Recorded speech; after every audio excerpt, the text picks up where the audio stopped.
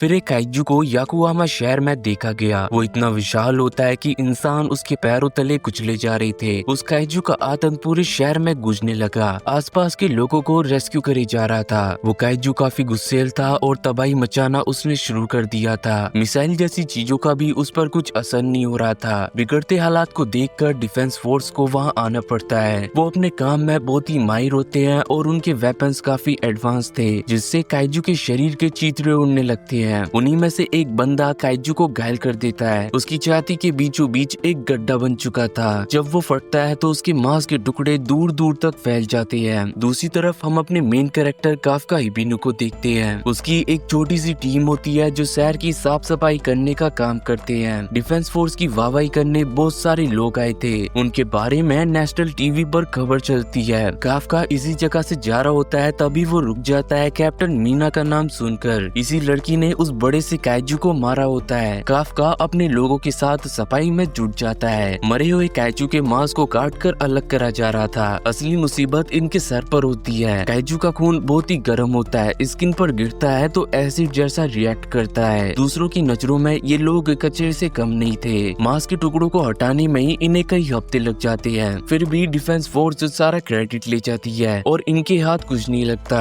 Kafka को पेट की सफाई का काम सौंपा जाता है। इस काम को करने से तो हर कोई डरता है, क्योंकि पेट की सफाई के दौरान उनका सामना टट्टी से होता है। कई दिनों तक उनका शरीर बदबू मारता है। हालांकि इस काम से उन्हें अच्छे पैसे, घर और खाना पीना मिलता है, पर काफका इस काम से तंग आ चुका था। फिर वो टीवी पर कैप्टन मीना को देखता है। दरअसल काफका और मीना बचपन के दोस्त होते हैं। दोनों ने ही सपना देखा था एक दिन वो डिफेंस फोर्स को ज्वाइन करेंगे। मीना तो डिफेंस फोर्स की कैप्टन बन चुकी होती है। वहीं काफका इस सड़ी सी जॉब पर फंसा होता है। वो खुद को समझाता है ये काम उतना भी बुरा नहीं है। अगले दिन वो अपनी जॉब के लिए रवाना हो जाता है। वहाँ उसकी मुलाकात रिन नाम के एक लड़के से होती है। उसने पार्ट टाइम जॉब के लिए यहाँ काम मांगा था। आगे जाकर वो डिफेंस फोर्स को ज्वाइन करेगा। काफका का एक दोस्त उसे बताता है उसने भी कभी सपना देखा था डिफेंस फोर्स को ज्वाइन करने का। रिन उसकी हार का कारण पूछता है। मैंने तो अपनी पूरी कोशिश करी थी, पर मुझसे भी ताकतवर वहाँ लोग थे। हार मानना मैंने सही समझा। इस बात को तुम एक दिन समझ जाओगे।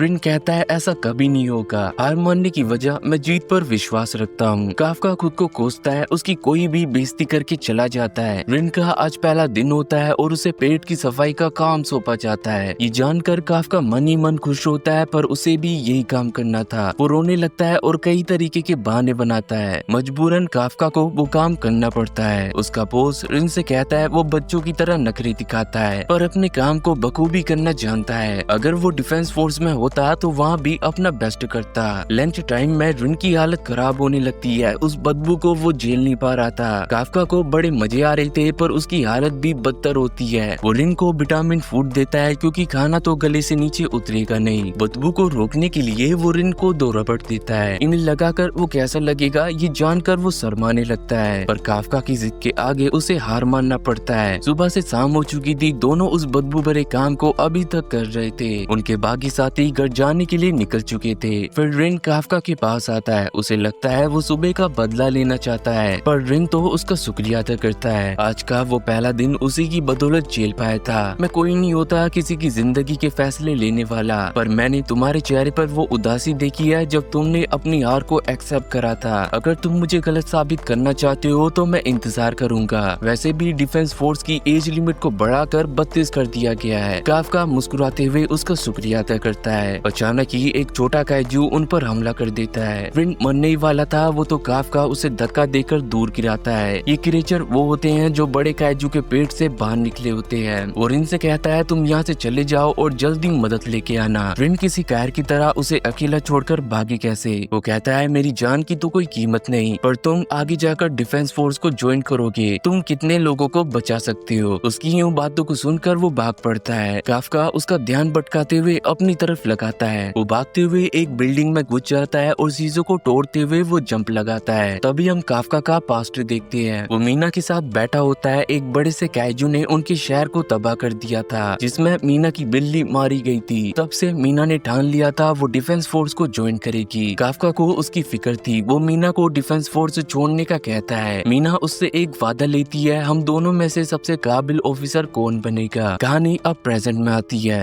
उस काइजू ने ने बिल्डिंग को ही तोड़ दिया था। काफका उसके लिए कीड़े की तरह था। इस बार वो भागता नहीं बल्कि उसका सामना करता है, पर काइजू के एक ही वार से वो अधमरा हो जाता है। आज उसका आखिरी दिन था, तभी रिन वहाँ पर आता है और एक जोरदार वार उसके मुंह पर धरता है। वो काफका से कहता है जल्दी यहाँ मदद आने वाली है। काफका अपने डिफेंस फोर्स वाले रिजल्ट को याद करता है जिसमें वो फेल हो गया था। उसका एक पैर टूटा हुआ था। वो रिन से कहता है तुम मुझे बचाने वापस क्यों आए? अगर आज मैं तुम्हें छोड़कर चला जाता तो मैं अपने आप को कभी माफ नहीं कर पाता। काफका खुद को कोसता है, मैं एक फेलियर हूँ जो अपने एग्जाम में फेल हुआ, अपने वादों को निभाने में फेल हुआ और आज रिन को बचाने में फेल हो रहा हूँ। तभी एक व्हाइट टाइगर काइजू के हाथ को उखाड़ कर ले जाता है और एक ही वार से उस काइजू का सर फट जाता है। ये हमला कैप्टन मीना ने करा था। उसके बाकी साथी सिचुएशन को संभाल लेते हैं। उन दोनों को हॉस्पिटल में एडमिट कराया जाता है। काफका मीना को याद कर रहा था वो कितनी बदल चुकी है। तभी रिन उसे आवाज लगाता है। वो पर्दे के पीछे एक बेड पर लेटा हुआ था। अगर आज वो उसकी जान नहीं बचाता तो उसकी लाश किसी कचरे के ढेर पर पड़ी होती। इन बातों को सुनकर काफका को मीना का दिया हुआ वादा याद आता है, हम दोनों में से सबसे काबिल ऑफिसर कौन बनेगा। फिर वो खुद को मानने लगता है। हार मानना गलत नहीं है, लेकिन खुद को झूठा दिलासा देकर एक जगह पर रोके रखना ये गलत है। अब उसने सोच लिया था उसे अपनी जिंदगी को कैसे जीना है। अचानक ही एक क्रिएचर उसके पास आ गया था। इससे पहले काफका को समझ पाता वो क्रिएचर उसके मुंह के अंदर घुस जाता है। उसे यूं तड़पता हुआ देखकर रिन फौरन पर्दे को हटाता है, पर काफका का शरीर अब एक काइजू जैसा बन चुका था। वो खुद को इस हालत में देखकर चिल्लाने लगता है। तभी एक बूढ़ा आदमी उसे देख लेता है। वो फौरन डिफेंस फोर्स को उस काइजू के बारे में बताता है। कहानी अब काफका के पास्ट में आती है। मीना और काफका एक लाइब्रेरी पर होते हैं। काफका उसे काइजू के बारे में बता रहा होता है, पर मीना को उसकी परछाई से भी डर लगता है। काफका उसके सर पर हाथ रखता है, जब तक मैं तुम्हारे साथ हूँ तुम्हें किसी भी चीज से डरने की जरूरत नहीं। मीना हंसते हुए कहती है आजकल वो कुछ ज्यादा ही मूवी देख रहा है। वैसे भी जब तक तुम मेरे साथ हो मुझे किसी काइजू का डर नहीं। कहानी अब प्रेजेंट में आती है। मीना इन सब के बारे में ही सोच रही थी। वो काफका को झूठा बताती है। अचानक ही एक डिफेंस फोर्स की टीम को तैयार करा जाता है। उन्हें कॉल मिली थी हॉस्पिटल में एक काइजू को देखा गया। वो उसे ही मारने निकल पड़ते हैं, जिनके साथ मीना भी थी। हॉस्पिटल में रिन उसे स्माइल करने को कहता है ताकि बूढ़े आदमी को भरोसा रहे वो कोई गलत इंसान नहीं। और उसकी स्माइल भी इतनी डरावनी थी कि बूढ़ा आदमी बेहोश हो जाता है। काफका उसे उठाने जाता है। वो दीवार को छूता ही है तो वो टूटकर चूर हो जाती है। डर के मारे काफका के पसीने छूटने लगते हैं। आसपास के लोगों ने भी उसे काइजू के रूप में देख लिया था और डिफेंस फोर्स जल्दी यहाँ आने वाली होती है। वो दोनों इस जगह से भाग जाने का सोचते हैं। काफका खिड़की को खोलने लगता है तो वो पूरी दीवार ही तोड़ डालता है। उसकी जंप भी बहुत ऊंची होती है। काफका रोने लगता है। अच्छी भली उसकी बॉडी थी, अब वो ये क्या बन चुका है। वहीं डिफेंस फोर्स को भी पता लग चुका था हॉस्पिटल से काइजू भाग चुका है। रिन के मन में कई सारे सवाल मचल रहे थे। वो अपनी मुंडी को पीछे घुमाता है तो काफका के शरीर से कई सारे क्रिएचर्स बाहर आने लगते हैं। उसकी जीप से भी एक क्रिएचर बाहर आता है जो जिंदा ही एक पक्षी को निकल लेता है। फिर वो खुद ब खुद नॉर्मल काइजू में बदल जाता है। तभी उसे वॉशरूम आने लगता है। काफका के लिए इसे कंट्रोल करना मुश्किल हो रहा था तो वो अपने निप्पल से ही इसे छोड़ने लगता है। आगे जाकर वो रुक जाता है। उसे सदमा जो लगा था, उसका जेंडर बदल चुका है। अब वो किसी के साथ फिजिकल नहीं हो पाएगा। रिन उसे समझाता है इन बातों को हम घर में डिस्कस करेंगे, फिलहाल तुम्हारे पीछे डिफेंस फोर्स हाथ धो के पड़ी हुई है। काफका उससे पूछता है क्या वो अभी भी डिफेंस फोर्स पे शामिल हो सकता है। रिन मना करता है। इस हालत में वो बाजार भी जाएगा तो लोग उसे जिंदा ही मार देंगे। ये जानकर काफका को बहुत बुरा लगता है। अभी तो उसने एक नई जिंदगी के बारे में सोचा था। तभी रिन को एक जगह मिलती है। आज रात वो यहीं काट सकते हैं, पर काफका को बैड फीलिंग आ रही थी। उसे जमीन के नीचे से बहुत शोर आने लगता है और तभी पास ही की जगह पर एक धमाका होता है। डिफेंस फोर्स को पता लगता है शहर में एक काइजू नहीं बल्कि दो हैं। वो अपनी टीम्स को दो ग्रुप्स में बांट लेते हैं। काफका को पता लग चुका था ये बेबी काइजू है। रिन तो उसे भाग जाने की सलाह दे रहा था। उस धमाके में एक बच्ची और उसकी माँ घायल पड़े होते हैं। बच्ची तो अपनी माँ को बाहर निकालने की कोशिश कर रही थी जो मलबे के नीचे दबी हुई थी। तभी वहाँ काइजू आ जाता है जो उन्हें खाने की कोशिश कर रहा था। वो लेडी अपनी बच्ची से बार बार कहती है तुम यहाँ से चली जाओ। काइजू ने अपना मुंह खोल ही लिया था। वो दोनों उसका खाना बनने वाले थे। तभी काफका वहाँ आता है और एक जोरदार वार उसके मुंह पर मारता है जिससे वो दूर जाकर गिरता है। इतनी शक्तियों को देखकर काफका हैरान हो चुका था। वो उन दोनों घायलों के पास जाता है पर बच्ची उसके रूप को देखकर डरने लगती है। काफका मुस्कुराने लगता है ताकि बच्ची का डर कम करा जा सके, पर इस हरकत से तो उस बच्ची की जान ही निकल जाती है। वो तो रिन वहाँ पर होता है जो मामले को संभाल लेता है। वो उसकी माँ को चेक करता है जो अभी जिंदा होती है। तभी वो गुस्सेल काइजू दोबारा वहाँ पर आ जाता है। रिन एक ही बार में उसका काम तमाम करने का सोचता है और रिन को उन दोनों का ध्यान रखने को कहता है। फिर वो अपने पंच को फुल्ली चार्ज करता है और उस काइजू के ऊपर दे मारता है। ये पावर इतनी ज्यादा होती है कि काइजू का शरीर फट जाता है। उसके मांस के टुकड़े दूर दूर तक फैल जाते हैं और आसमान खून से पूरा लाल हो चुका था। रिन थोड़ा डरने लगा था। काफका किसी हैवान जैसा बन चुका है। काफका रिन से कहता है उस लेडी को हॉस्पिटल ले जाना होगा, पर बच्ची उन पर जरा सा भी विश्वास नहीं कर पा रही थी। काफका उसके पास जाता है। हम कोई बुरे इंसान नहीं है, मैं जा रहा हूँ, बस तुम डरो मत। काफका को जाता हुआ देखकर बच्ची ने आवाज लगाई और उसका शुक्रिया अदा करा। काफका के लिए ये एक ही शब्द काफी था। उसे खुद पर भरोसा होता है, वो अभी भी मीना की दोस्ती के काबिल है। तभी काफका अपनी नॉर्मल बॉडी में वापस आने लगता है। कुछ देर बाद डिफेंस फोर्स वहाँ आ चुकी थी। उस काइजू की ऐसी हालत को देखकर वो कुछ समझ नहीं पाते। मीना उस बच्ची से इस बारे में पूछने की कोशिश करती है, पर वो बच्ची डरी सहमी कुछ बताने की हालत में नहीं थी। मीना उसे दिलासा देती है एक दिन वो सभी काइजू का खात्मा करेगी। ये जानकर उस बच्ची के चेहरे पर उदासी झलकती है, जिसे मीना भी देख लेती है। वो बच्ची उससे एक वादा लेती है, मीना उस अच्छे काइजू को कभी भी नहीं मारेगी। मीना उसकी बातों से डर जाती है। आखिर वो किसकी बात कर रही है? इस हादसे को लेकर 3 महीने बीत चुके थे। डिफेंस फोर्स उस दूसरे काइजू को अभी तक ढूंढने में लगी होती है। ये पहली बार हुआ था किसी काइजू के पीछे वो इतना समय लगा रहे थे। उन लोगों ने उस दूसरे काइजू को अलग नाम दिया था, काइजू नंबर 8। इन कुछ दिनों में रिन और काफका का डिफेंस फोर्स का रिजल्ट आ चुका था। उस टेस्ट में तो रिन पास हो गया था। वो काफका का रिजल्ट लेकर उसे बताने जा रहा होता है, पर उसे काफका की फिक्र लग रही थी कहीं वो इस बार भी फेल ना हो गया हो। वो काफका का रिजल्ट खोलता है और खुश हो जाता है। उसके बाकी दोस्त भी समझ जाते हैं काफका की इस बार निकल पड़ी। जब रिन काफका के पास आता है तो वो अपने काइजू रूप में लंच कर रहा था। रिन उसे बहुत मारता है, तब जाकर वो अपनी नॉर्मल बॉडी में आता है, पर उसके दांत काइजू जैसे ही थे। रिन उस पर भड़क जाता है। डिफेंस फोर्स उसे कुत्तों की तरह ढूंढने में लगी पड़ी है और वो यहाँ हंसी मजाक कर रहा है। उस दिन जब काइजू का हमला हुआ था ये दोनों हॉस्पिटल में वापस आए थे और सबको ऐसे बताने लगे कि हम काइजू से डरकर छुपे हुए थे। रिन काफका को उसका रिजल्ट देता है, जिसे देखकर काफका को कुछ फर्क नहीं पड़ता। इसकी वजह होती है काफका हमेशा अपने दूसरे टेस्ट में फेल होता है। रिन कहता है तुम अपने बाकी टेस्ट को काइजू के रूप में देने की तो नहीं सोच रहे? काफका मुस्कुराता है, किसी को भनक तक नहीं लगेगी, पर उसके दांत काइजू जैसे बने होते हैं। हर किसी को डिफेंस फोर्स के 3 टेस्ट को पास करना होता है। पहला रिटन टेस्ट, दूसरा फिजिकल टेस्ट जो बहुत ही मुश्किल होता है। रिन और काफका इसी टेस्ट को देने वाले थे। पूरे जापान से कई सारे लोग इन टेस्ट को देने आते हैं। काफका 32 साल का हो चुका है। उसके पास ये आखिरी मौका था क्योंकि डिफेंस फोर्स की एज लिमिट यहीं तक होती है। रिन कहता है टेस्ट के दौरान मैं तुम्हारा दोस्त नहीं रहूंगा, तुम मदद की उम्मीद मत रखना। काफका उसकी बातों को अनसुना करता है। वो एक बोतल को खोलने लगता है जो उससे खुलती नहीं। फिर वो अपने काइजू रूप में आता है और बोतल को ही पिचका देता है। रिन को काफी गुस्सा आता है। वो उसे सलाह देता है तुम्हें डिफेंस फोर्स छोड़ देना चाहिए। काफका उसके पैर पकड़ते हुए रोने लगता है। उसे सिर्फ एक मौका चाहिए, वो अपने अंदर के काइजू को रोके रखेगा, पर रिन उसकी एक नहीं सुनता। इनका दूसरा टेस्ट ताकिकावा नाम की एक जगह पर होता है जो डिफेंस फोर्स का बेस होता है। यहाँ पर कई सारे ऑफिसर भी मौजूद होते हैं। रिन को थोड़ा डर लगता है, अगर काफका से कुछ गड़बड़ हो गई तो ये लोग सोचेंगे नहीं बल्कि उसे गोलियों से भून डालेंगे। तभी एक लड़की काफका को अंकल कह के बुलाती है। उसे बुरा लगता है, मैं सिर्फ 32 साल का हूँ। रिन कहता है 32 साल के लोगों को अंकल ही कहते हैं। वो लड़की काफका को उसकी वैन दूसरी जगह पार्क करने को कहती है। यहाँ वो अपनी कार को पार्क करना चाहती है क्योंकि उसका लकी नंबर 5 होता है जहाँ काफका की वैन पार्क होती है। ये सुनकर उसे गुस्सा आता है तो लड़की अपने कपड़ों को उतारने लगती है। काफका कुछ गलत समझकर अपनी आंखों को बंद कर लेता है। दरअसल उस लड़की ने एक खास तरह का सूट पहना हुआ था जो चमकने लगता है। उस सूट की पावर से वो वैन को उठाकर फेंक देती है। मेरा नाम कीरो है, मैं तुम लोगों की तरह एग्जाम देने आई हूँ। वो काफका को उससे दूरी बनाने को कहती है क्योंकि उसके अंदर से कीरो को काजू की महक आ रही थी और उसे काजू को मारने में काफी मजा आता है। रिन मामले को संभाल लेता है। हम मरे हुए काजू के बॉडी पार्ट्स को साफ करते हैं। तभी काफका कीरो का मुंह बंद करा देता है। उसने एक भारी सी वैन को अपने हाथों के बल पर उठा रखा था। सुन छोटी बच्ची, मेरा नाम काफका हिबिनो है, नाम याद रखना। कीरो के लिए ये एग्जाम बोरिंग था जब तक वो काफका से मिली नहीं थी। वो काफका का चैलेंज एक्सेप्ट करती है और एक वादा देती है, मैं तुम्हें बुरी तरह हराऊंगी। इस हरकत से रिन आग बबूला हो चुका था। काफका ने अपना वादा जो तोड़ा था। वो कहता है मैंने अपने शरीर के सिर्फ उस हिस्से को बदला था जिसे वो देख न पाए। फिजिकल एग्जाम शुरू होता है तो काफका के पसीने छूटने लगते हैं। उसकी 32 साल की उम्र जवान लड़कों के बीच मजाक बन जाती है। 225 कैंडिडेट में से उसका नंबर 219 आया था। वहीं कीरो सबको चौंकाते हुए लिए 5वीं पोजीशन प्राप्त करती है। वो काफका की हार का जश्न बनाते हुए उसका खूब मजाक उड़ाती है। काफका की ये गलती थी जो उसे हल्के में ले लिया था। रिन उसे दिलासा देता है, हार जीत तो चलती रहती है, लेकिन तुमने अपनी पावर्स का यूज ना करके चीटिंग को रोके रखा, ये तुम्हारी असली जीत है। पर काफका ही जानता है उस पर क्या बीत रही है। अगर ऐसे ही वो सच्चाई के रास्ते पर चलता रहा तो शायद ही इस एग्जाम को निकाल पाएगा। क्या काफका मीना के दिल में अपनी जगह बना पाएगा? इस काइजू का काफका के साथ संबंध क्या है, ये सब हम जानेंगे इसके अगले भाग में।